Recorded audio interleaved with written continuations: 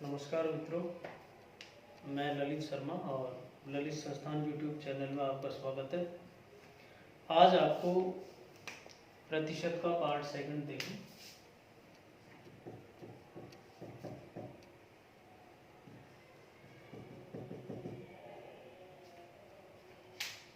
इसमें मैं डायरेक्ट सवालों का आता हूँ। कभी कभार इस टाइप का सवाल आता है, जैसे मान लो ये देखिए बहुत ज़्यादा इम्पोर्टेंट है। ऐसे जैसे मान लो ये है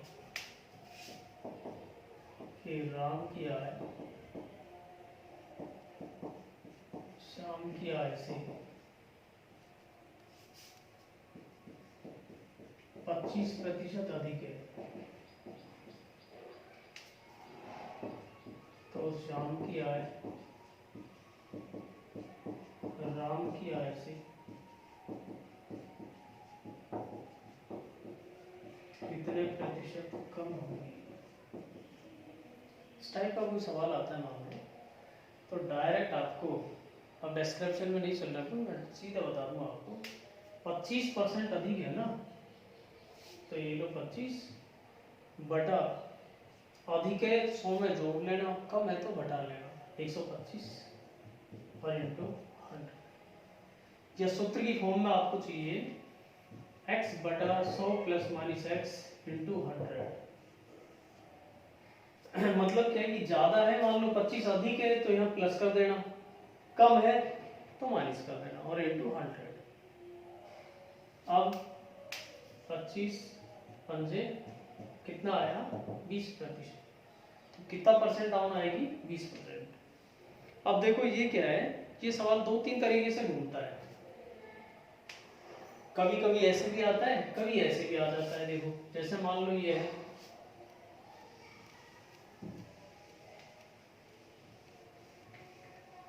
ये होता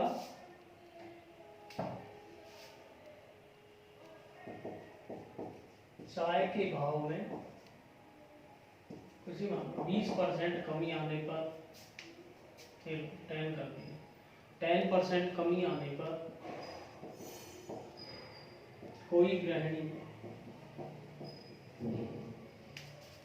उसका उपभोग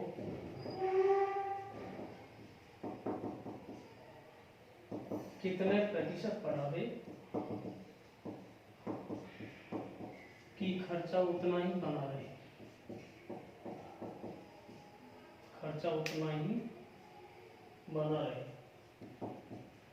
मान लो एक सवाल है, चाय के भाव में 10% कमी आने पर कोई गृहिणी उसका उपभोग कितना बढ़ा दे कि खर्चा उतना ही बना रहे। डिस्क्रिप्शन में नहीं जाना चाह रहा मैं, आप डायरेक्ट इसको पकड़ना।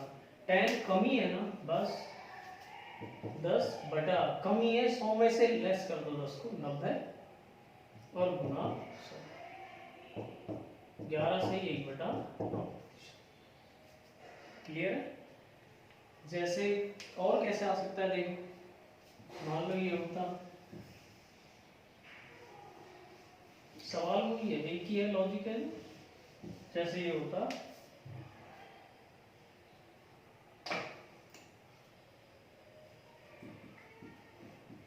आयत की लंबाई में 60% बढ़ोतरी कर दी जाए,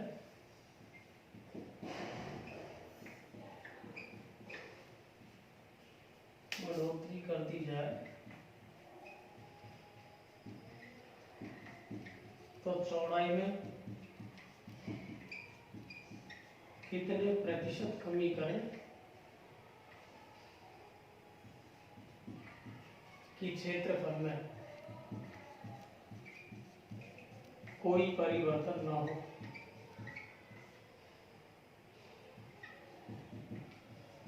ऐसे मतलब आयत की लंबाई में 60% बढ़ोतरी कर दी तो चौड़ाई में कितना कमी करें कि उसके क्षेत्रफल में कोई परिवर्तन ना हो। आप तो इतना सा देखो, यहाँ 60 बढ़ा दिया ना, बस 60 बटा 160 100 में जोड़ना है, कम होता है यहाँ घटा लेते और इंटू 100। ऐसे कुछ भी होता 75% अधिक कर दें, मान लो ये होता तो कहाँ भी किए 75/175 इंटू 100 ऐसे। 25% अधिक है 25/125 इंटू 100 5 20 ऐसे। मतलब यहाँ कुछ भी होता आपका कमी होता कोई दिक्कत नहीं है, यहाँ मान लो कम होता है तो फिर घटा लेते हैं नीचे और इंटू 100। क्लियर है? दूसरा सवाल लेता हूँ, देखो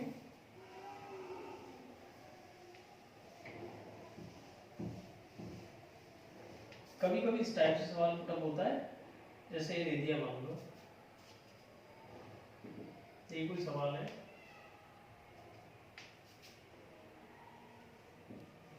चीनी के भाव में 10% गिरावट आने पर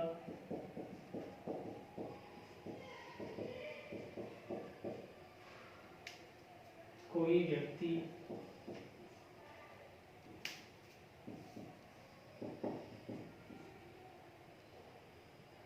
₹600 में 2 किलो चीनी अधिक खरीदता है तो चीनी का घटा भाव प्रति किलो क्या है। मान लो ऐसा कोई सवाल है कि चीनी के भाव में 10% गिरावट आने पर कोई आदमी ₹600 में 2 किलो चीनी अधिक खरीदता है, चीनी का घटा भाव प्रति केजी क्या है। इक्वेशन बनती है, डिस्क्रिप्शन में मत जाओ, आप सीधा समझो बात को। सवाल क्या है असल में, सवाल ही इतना से आप यूँ मानो कि जैसे हर महीने आप तो ₹600 की चीनी लाते हो, भाई परिवार के लंबा पूरा परिवार है आपका, मान लो ₹600 की चीनी ले आते हो आप, ठीक है ना। अब पता नहीं कितनी चीनी आती है कितनी नहीं आती, ठीक है। मान लिया जाए अब की बार आप गए चीनी लेने और आपने वो ₹600 उसको दिए कि भाई हमको चीनी दे दो हमारी, वो जानता है दुकान वाला आपको, आप तो यूँ मान लो, तो जितनी भी आप चीनी ले जाते हो उतनी चीनी तो तोल के देगा ही देगा आपको, कोई डाउट ही नहीं है। लेकिन जैसे ही आप जाने लगेंगे वैसे ही आपको पता है चीनी का भाव 10% डाउन हो गया। 10% डाउन का मतलब ₹100 की जो चीनी आती थी वो आज की डेट में 90 की आ जाएगी, ₹10 आपको लौट आएगा। और आपको पता है कि जैसे 600 की चीनी आप लेते हो तो 600 का 10 क्या आता है 60। भाई 600 का 10% आप लेते हो कितने रुपए आएगा 60 आएगा। तो इसका मतलब ये है कि आपको वो ₹60 लौट आएगा नहीं लौट आएगा। जितनी आप चीनी ले जाते हो उतनी चीनी तो तोल के देगा ही देगा।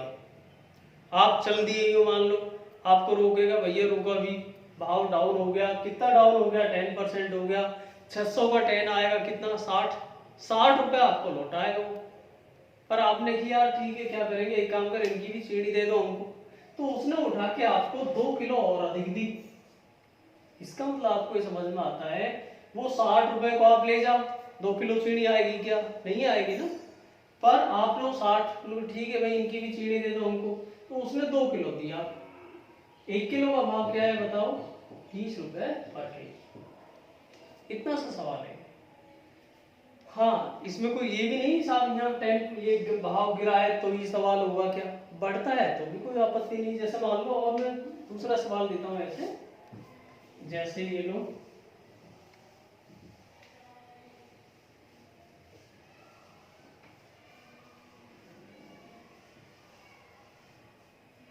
मान लो ये गेहूं के भाव में उसी मान लो 5% बढ़ोतरी होने पर कोई व्यक्ति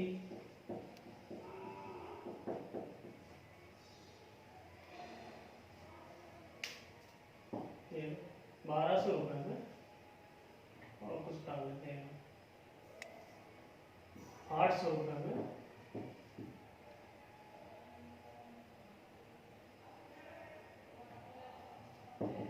4 किलो गेहूं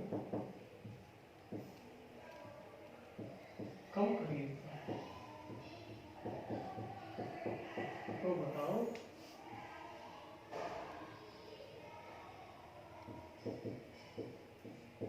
गेहूं का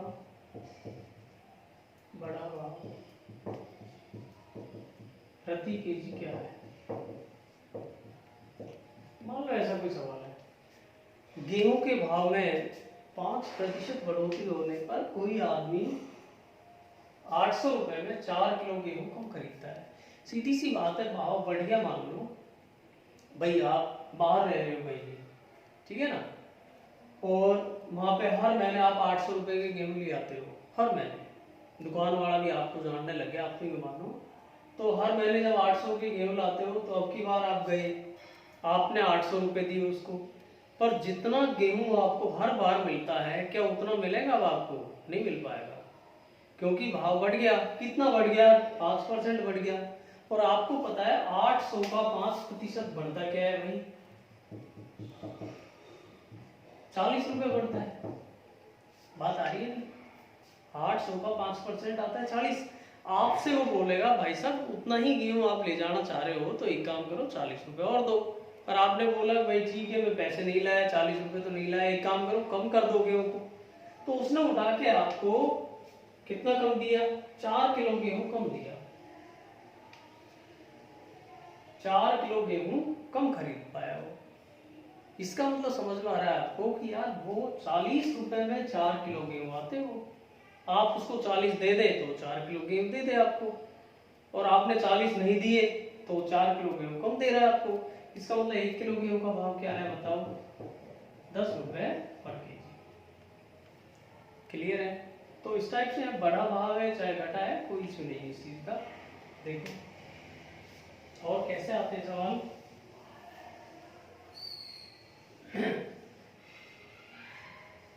कभी कभी चुनाव से रिलेटेड भी आते हैं, जैसे मान लो ये कोई सवाल है,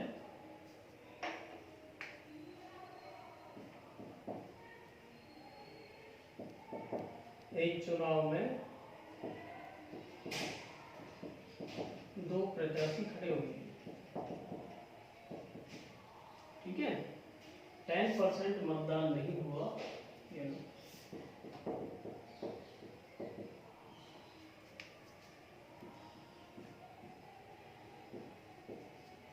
10% मतदान नहीं हुआ, जीतने वाले प्रत्याशी को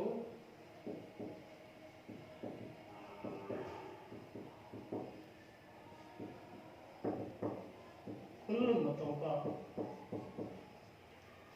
52% मिला है, और वह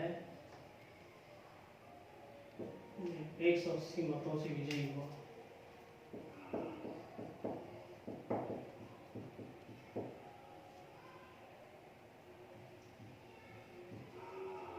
जबकि 40 मत अवैध घोषित हो गए।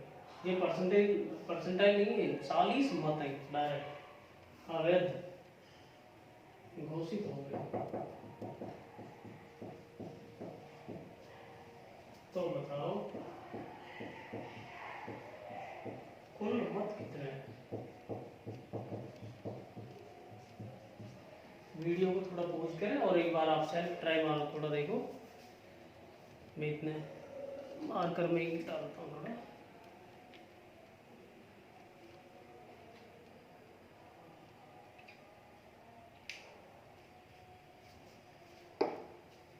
देखो इक्वेशन से आप करते हो, इक्वेशन बढ़ेगी इसकी, बहुत ज़्यादा लंबी हो जाएगी, ठीक है ना। इक्वेशन की आवश्यकता नहीं है, असल में आप चाहें तो इसको देखो इस तरह हल करें इसको, ऐसे देखो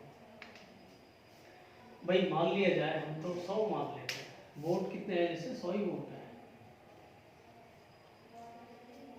कुल हमने मत 100 मान लिए। आपको पता है 10% मतदान नहीं हुआ, जब 10% नहीं होगा तो 90% तो हुआ, मत कितना हुआ? 90। अब 90 जो मत है उनमें 3 जगह जा रही है, आपको पता है, एक तो जीतने वाले के पास है, एक हारने वाले के पास है, और एक रिजेक्शन वाले है। ये रिजेक्शन वाले है, ये 3 जगह वोट जा रही है, ठीक है। बात को समझना। जैसे मान लिया कुल मत 100 है हमारे, 10% मतदान नहीं हुआ तो 90% का तो होगा। फिर जीतने वाले प्रत्याशी को कुल मतों का 52% मिला, कुल तो 100 माने ना हमने, इसका 52% मिला तो इसका मतलब 52 डायरेक्ट। लैंग्वेज ये भी आ सकती है कि जीतने वाले प्रत्याशी को जो मत डले उनका 52 मिला तो हमको 90 का 52% लेना पड़ेगा, ठीक है ना। बाकी ये डायरेक्ट बोल रहा है कि कुल मतों का, कुल तो ये मान रखे हमने, इनका 52% मिला तो 52%। अब मान लिया जाए, अब ये जब 52% है, आपको पता है वोटिंग 90% की हुई है। अब 52% जब ये है, और मान ले 1 मिनट के लिए आप सवाल समझने के लिए मान लेना कि जैसे ये जो हारने वाला बंदा है, ठीक है, 180 मतों से विजयी हुआ, या ये हारने वाला 180 मतों से हारा है, कैसे मान लो, जबकि रिजेक्शन में वोट कितने है, यहाँ 40 वोट रिजेक्शन में। मान लिया जाए चीटिंग पे उतर जाए हारने वाला, भाई 2 ही बंदे हैं, एक जीतने वाला एक हारने वाला, और ये रिजेक्शन में 40 वोट है, जो ये डायरेक्ट 40 मत है सीधे, परसेंटेज नहीं है, ध्यान रहे, 40 वोट है। अब मान लिया जाए चीटिंग में उतर जाए कि नहीं नहीं कुछ नहीं, गलत काउंटिंग होगी और कुछ है जो भी है, रोने लग जाए, आप तो भी मान लो ना 1 मिनट के लिए। अब आपको पता है कि ये 52% ले गया, 90 में से एक तरह सीधा 52 ले गया, बचा कितना 38। अब वो 38 है जो इसमें और इसमें दोनों में ही तो है, 38% है जो। लेकिन मान लिया जाए रोने लग जाए और कुछ बोलने लग जाए, भाई ये गलत हुआ है, ये 40 जो रिजेक्शन वाले थे वो मेरे वोट हैं, और कुछ ऐसे कुछ करने लग जाए, और मान लिया जाए आप ये रिजेक्शन के 40 मत भी इस हारने वाले को दे दें, इस हारने वाले को, कि ठीक है यार चल मुझे नहीं चाहिए भाई, कोई बात नहीं, 40 भी तुम ले लो, ठीक है, तो 40 वोट भी जब हम इसको दे देंगे तो आपको पता है इसकी परसेंटाइल क्या बचेगी, 90 में से 52 तो जीतने वाला ले गया, इसके पास क्या बचा 38% आते ही। अच्छा, और क्या सेहत पे असर पड़ेगा इसकी पे, देखो एक फर्क और पड़ जाएगा, 40 जब इसको दिला देंगे रिजेक्शन वालों को, तो आपको पता है कि अब ये जीतने में 180 से नहीं जीतेगा, क्योंकि 40 इसके बढ़ गए ना, तो अब जीतने में इसकी जीत किससे आएगी, अगर हम इनको ये हारने वाले को 40 वोट दिवा देते हैं इनसे कि ठीक है भाई रिजेक्शन वाले इसी के मान ले, हारने वाले के, ठीक है, रोने लग गए कैसे मान लो, तो हम इन 40 वोटों को जब इसको देंगे तो फिर ये जो है 180 वोटों से नहीं जीत हारेगा, या मैं यूं बोल दूं कि ये 180 वोटों से नहीं जीतेगा, क्योंकि 40 इसके बढ़ जाएंगे, तो अब कितने से जीतेगा फिर ये 140 वोटों से जीतेगा, ठीक है ना। और आपको पता है परसेंटेज गैप क्या है इन दोनों का, 14%, इसका मतलब 14% कितना है 140 है, ठीक है, या फिर लिख के कर लो आप कि भाई 14 मतों से जीतता, 14 मतों से जीतता है, तो कुल वोट कितने होते, तो कुल मत 100, एक मत से जीते तो 100/14, और आपको पता है अब ये जीतेगा कितने से, 180 से नहीं जीतेगा, 40 हमने इसको दिलवा दिए हारने वाले को, तो अब ये जीतेगा कितने से 140 से, 140 से जीतता तो गुना 140, टोटल वोट कितने आते 1000। मेरे को लगता है समझ में आ गया होगा, नहीं समझ में आया वीडियो को रिवाइज करके देख लें आप, ठीक है, आ जाएगा। और देखें,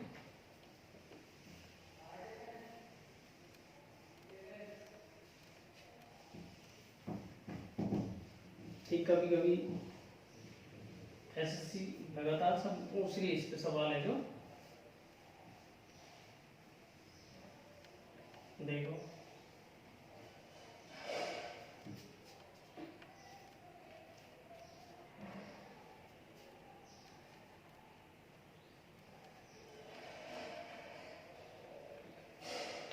देखो जैसे ये है,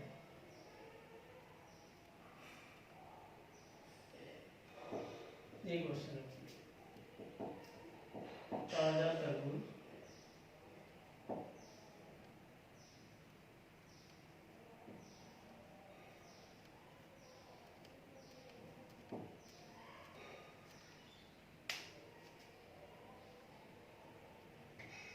ताजा तरबूज है 40 किलो,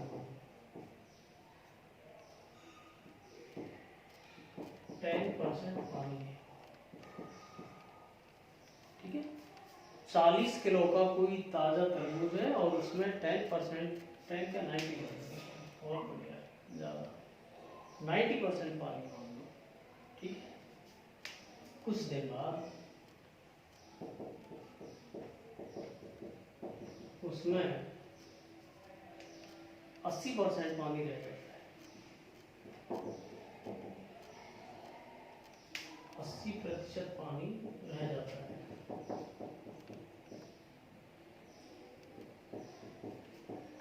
तो बताओ अब उसका वजन क्या होगा? अब तरबूज का वजन क्या होगा? ये सवाल बहुत जबरदस्त आता है, पता नहीं आप क्या क्या सोच जाते हो। इक्वेशन की कोई बनाने की खास आवश्यकता नहीं इसमें, डायरेक्ट इक्वेशन क्या वैसे ही बना लो आप। देखो असल में क्या है, हमको पता है तरबूज है, और जब आपने उसको रख दिया तो उसका जो भरवल हिस्सा होता है, गीदा बोलते हैं जिसको, कुछ ही बोलता है, भरवल जो हिस्सा होता है ना, वो पार्ट तो पहले भी उतना, उसका तो वजन पहले भी उतना ही रहेगा और सूखने के बाद में भी उतना ही रहेगा, वो तो हटेगा नहीं। केवल पानी ही जो है, पानी ही तो हट पाएगा यहाँ से, ठीक है ना भाई। पानी है जो एवोपरेट होता है, ठीक है। बाकी भरवल हिस्सा जो है, या गीदा हिस्सा बोलते हैं, गीदा वाला या गुदा वाला, कुछ भी बोलते हैं, गीदा वाला जो पोर्शन है वो एज इट इज रहेगा, बस इसमें ये ध्यान रखना है। अब आपको पता है यहाँ कि ताजा तरबूज का वजन क्या है, 40 किलो। आप एक काम करो, इनके दोनों जो है, पहले ताजा तरबूज ले लिया और सूखा ले लिया, उनका जो गीदा वाला पार्ट है ना, भरवल जो हिस्सा है, उसको आप लें। जैसे देखो ये तो ताजा तरबूज है और ये सूखा है, मान लो बाद का वाला है, कुछ दिन बाद वाला, ठीक है। अब आपको पता है ताजा तरबूज कितना है यहाँ, 40 केजी है। पानी को छोड़ो, आप भरवल जो हिस्सा है ना उसकी परसेंटेज देखो। ताजा तरबूज में 90% पानी है। पानी जब 90% है तो गीदा वाला जो पोर्शन है, भरवल जो हिस्सा है उसका, ठीक है, ये ऊपर का खल्लड़ सा जो रहता है, उसमें जो है वो कितना आएगा, 10%। तो इसका जो भरवल हिस्सा है वो लेंगे आप, गीदा वाला हिस्सा दोनों का, मैं बोल दूं जैसे गीदा बोल दूं इसको मैं, गीदे वाला ये हिस्सा लेना। तो इसमें 90% पानी है, तो भरवल हिस्सा कितना आया, 10%, इसका 10%। अब कुछ दिन बाद वाला सूख गया मान लो, अब ये बोल रहा है कि बताओ अब उसका वजन क्या है। अब हमको पता नहीं क्या है, मान लिया हमने x किलो मान लिया, ठीक है। और अब उसमें पानी कितना दिखा रहा है, वो 80%। इसका मतलब भरवल हिस्सा जो है, गीदा हिस्सा है, गीदे वाला पार्ट, वो कितना आएगा, 20% आएगा। कुल मिला के पानी तो आपको पता है, पानी तो उठता है, लेकिन गीदा है जो एज इट इज रहेगा दोनों कंडीशन में। जितना पहले था गीदा ताजा में, उतना ही बाद में रहना है। तो आप उसको पकड़ेंगे, भरवल हिस्से को पकड़ेंगे, मतलब गीदा वाला पार्ट है या उसका जो बक्कल सा होता है बाहर का, वो बस। आना तो बराबर ही दोनों में गीदा है। परसेंटाइल से परसेंटाइल भी क्रॉस हो गए, 10 एकम 10 दूनी 20, 2 एकम 20 दूनी, इसका मतलब उसका वजन कितना रह जाएगा, 20 केजी रह जाएगा। आप इस बेस से इस सवाल को हल करते हो तो बहुत बढ़िया रहेगा। अब यहाँ चाहे कुछ भी होता, देखो जैसे मान लो, और मैं देता हूँ, देखो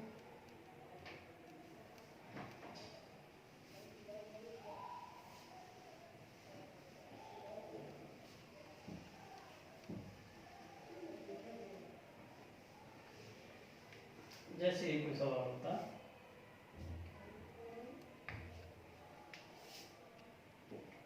ये लो, ताजा अंगूरों में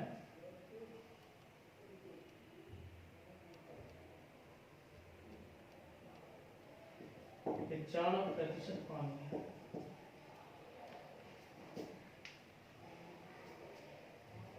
ठीक है। ताजा अंगूरों में 95% सुखाकर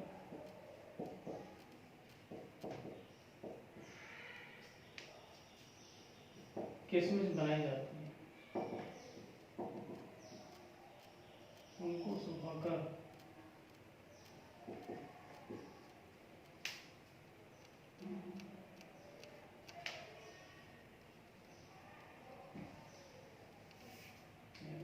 आठ किलो किशमिश बनाई जाती है।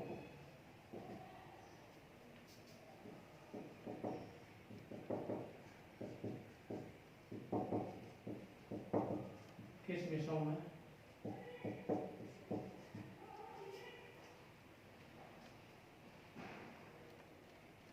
38% पानी। तो बताओ कितने ताजा अंगूर हैं?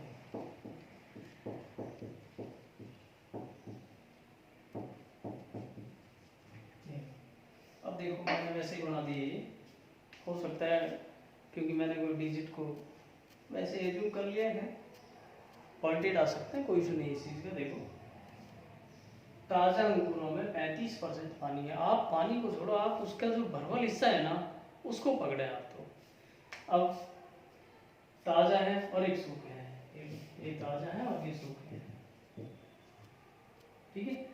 अब ये बोलता है कि बताओ कितने ताज़ा अंगूर। अब की बार आपको ये चीज़ चाहिए, तो हमको पता नहीं कितने ताज़ा अंगूर है, XKG मान लिया हमने। अब उसमें 95% पानी है। जब पानी 95% है तो उसका जो भरवल हिस्सा है, गीता वाला जो हिस्सा है, गीते को पकड़ने के आप, गीता जो है वो कितना आता, 5% आता। ये सुखाकर 8 kg किशमिश तैयार हुई है, ये लो 8 kg, और किशमिश में 38% पानी है। इसका मतलब 38% जब पानी है उनमें, तो चलो मैं और कुछ कर दूँ इसको, ये थोड़ा सा ठीक रहेगा। 20% पानी है,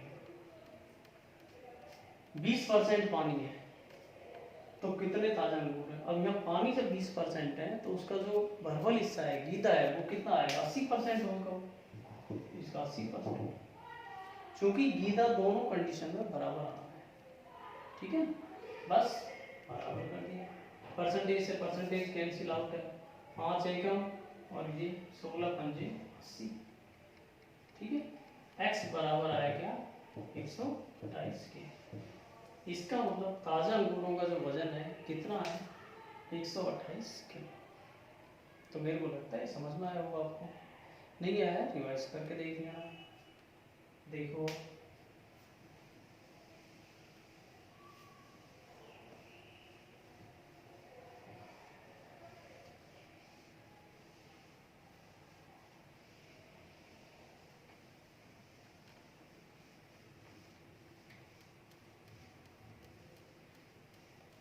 कभी कभी इस पे भी सवाल खत्म हो जाते हैं। जैसे मान लो ये होता,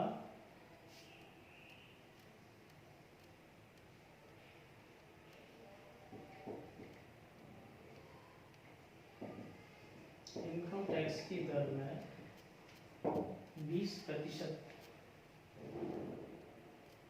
की बढ़ोतरी हो जाए,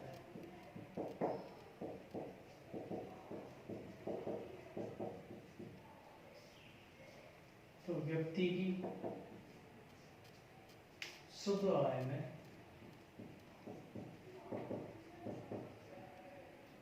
शुद्ध आय जिसको बोलते हैं वो टैक्स कटने के बाद में जो आती है, तो व्यक्ति की शुद्ध आय में जी मान लो 1% की कमी आ जाती है।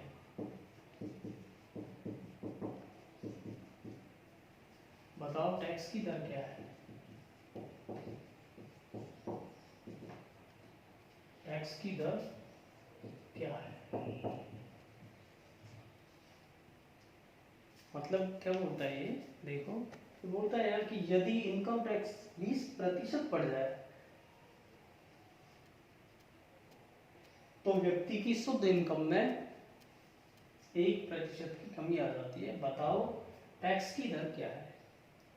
आपको कुछ नहीं करना यार, जैसा मान लो ये तो इनकम टैक्स है, ये तो टैक्स है मान लो, और ये इनकम है, ये शुद्ध आय है,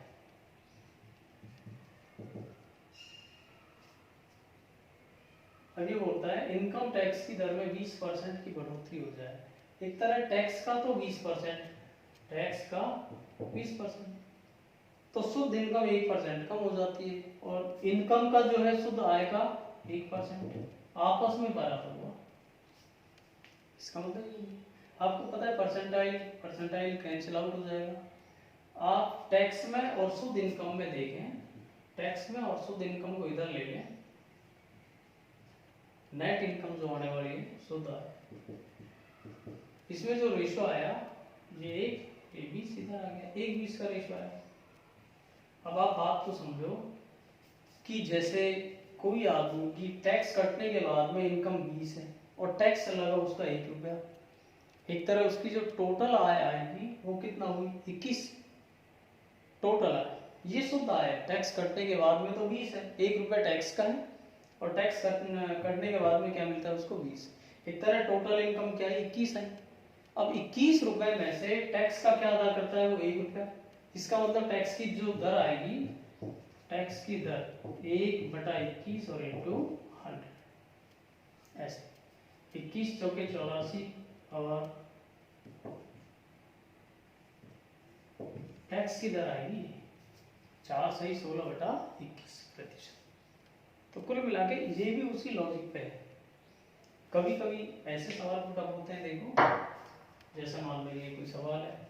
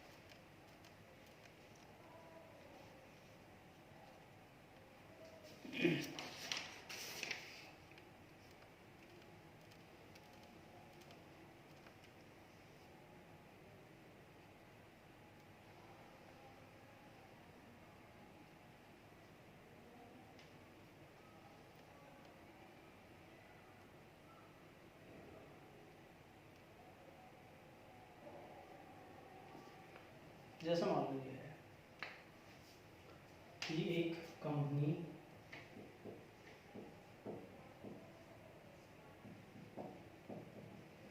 सेल्समैन को 5% कमीशन देती है,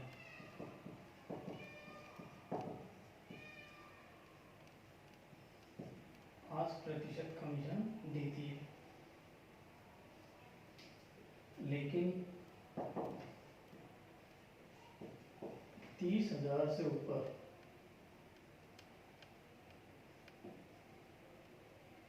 30,000 रुपये की बिक्री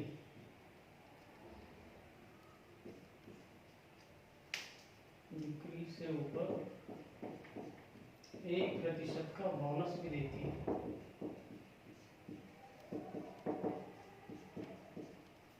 ठीक है, यदि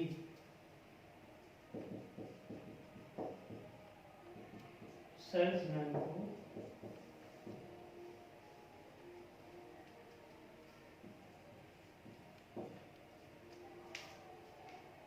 कुल 8700 रुपये कमीशन मिला,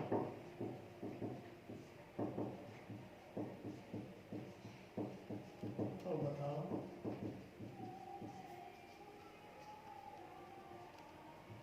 उसमें कितने रुपए की बिक्री की। मान लो ऐसा कोई सवाल है कि कंपनी सेल्समैन को 5% कमीशन देती है कि भाई 100 रुपए का आप कुछ सामान बेचते हो, मान लो हम आपको 5 देंगे, ठीक है, लेकिन 30,000 रुपए की बिक्री से ऊपर, कि आप यदि 30,000 से ऊपर यदि सेल करते हो तो 1% आपको बोनस और हम दे देंगे, 1% का बोनस भी देती है। यदि सेल्समैन को कुल 8700 रुपये कमीशन मिला हो तो बताओ उसने कितने रुपए का सामान बेचा, इसका मतलब ये है। अब आप इसको देखो, इक्वेशन बनाने का प्रयास करोगे आप, कोई मतलब नहीं है, आप इसको ऐसे समझ लो कि जैसे 5% तो सब पे ही दे रहा है, 30,000 तक 5 है, 30 से ऊपर भी 5 तो है ही है, लेकिन वहाँ 1% का बोनस और है। मान लिया जाए, एक तरह यूँ मान लेना कि जैसे ये जो सेल्समैन है बोल देता है उनसे कि साहब ऐसा है, ये 30,000 पे भी आप दे दो ना, क्या दिक्कत आ रही है, हम मेहनत करेंगे भाई, जो भी कुछ जितना बढ़ पाएगा पूरे पे ही कर दो। तो पूरे से फर्क क्या पड़ जाता, पूरे से फर्क ये पड़ जाता है कि ये 30,000 पे भी 1% यदि वो बोनस उसको कंपनी वाले देते हैं, तो 30,000 का 1% आपको पता है क्या बनता है, 300 रुपये आता है। तो उसका जो कमीशन है कितना हो जाता, मान लिया जाए वो बोलता, सेल्समैन बोलता कि जी मेरे को हिसाब करना नहीं आता, कुछ ही मान लो आप, मेरे को तो सब पे ही 6% दे दो। अब सारी जो सेल है, सारी जो बिक्री है, उस पर 6% ही होता मान लो, ठीक है। तो आपको पता है सारी पे 6% होता, तो ये 30,000 का 1% और क्या है, इस पे भी 6 ही मान लें हम, 5 दे रही है वैसे, लेकिन 6% मान लिया, तो 6 मान लिया, तो 30,000 का 1% और आप देखें तो वो आता है 300। अब उसका जो कमीशन बनता, वो कितना कमीशन हो जाता है, कमीशन है जो 8700 तो मिला ही मिला, 300 और मिल जाता, मतलब एक तरह 9,000 रुपये उसको मिल जाते, एक तरह क्या मिलता 9,000।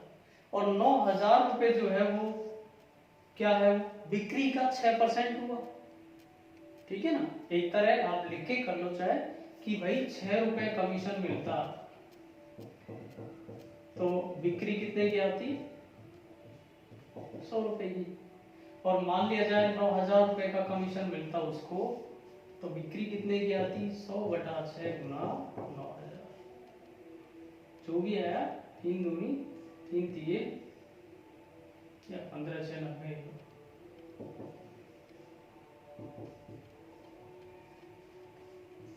इसका मतलब उसने सामान कितने का बेचा, या उसकी सेल कितने रुपए की है, 1.5 लाख रुपए की।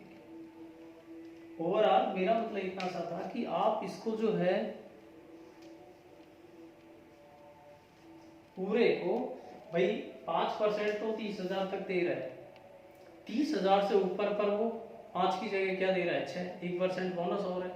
आप यूं मान ली कि सारे पर ही हम 6% मान लें, ठीक है ना, सारे पर 6 मानते हो तो देखो असल में 30,000 का और 1% निकाल लो, 300 रुपये आता। तो उसको जो कमीशन के बतौर जो मिलता सेल्समैन को, 300 और फालतू मिलते, 8700 तो उसको मिल ही रहे हैं, उसको 300 और फालतू मिलते। एक तरह कमीशन क्या होता है उसका 9,000, और ये कमीशन है जो 9,000 है वो 6% है। इसका मतलब एक तरह ऐसे लिख के कर लो, चाहे आप बड़े हो गए वैसे ही कर लो, यार 6% का मतलब क्या है 9,000 है, 1% का मतलब ये, 100% का मतलब ये, ऐसे कितना होता, 1.5 लाख। क्लियर है, ऐसे 1.5 लाख। तो मेरे को लगता है आज इतना पर्याप्त है इसमें, और नेक्स्ट अगली वीडियो में बात करते हैं। एक आप कमेंट करके बताएं कि भाई ठीक है, अच्छा महसूस हो रहा है आप, ताकि हमारा भी मनोबल बढ़े और मैं भी आगे इस क्षेत्र में और काम करूँ, ठीक है ना। Okay, thank you.